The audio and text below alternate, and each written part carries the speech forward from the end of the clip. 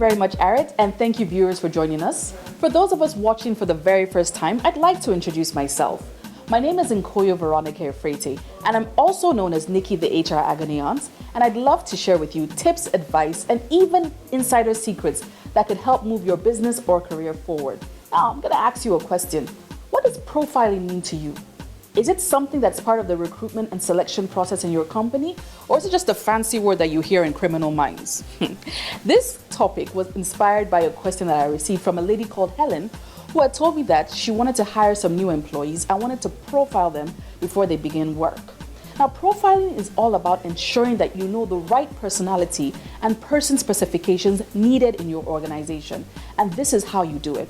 You first of all map out the person specifications in preferably a brainstorming session.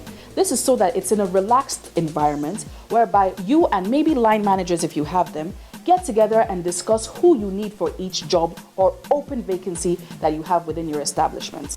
Do not profile to fit your personality, and I'll tell you why. Let's look at an example. As an introvert, you might be happy to work with other introverts because it's comfortable for you. But if your marketing vacancy that you're hiring for requires an assertive extrovert, eventually this introvert that you've hired to be comfortable with will not be able to carry out or achieve the goals that you desire for the job. Make sure you always profile people according to what works for your organizational culture. We all know, or maybe we don't know, that culture is about the norms and values that are espoused in your establishment. And this translates into maybe your dress codes, the way people interact with each other, your start times or your closing times at work. There is no point in getting somebody that does not believe in your culture, or let me even give you an example. You hire someone that is from a 9-to-5 work environment, as in I come in by 9 a.m. and I leave by 5 p.m., whereby in your office work closes regularly by 10 o'clock.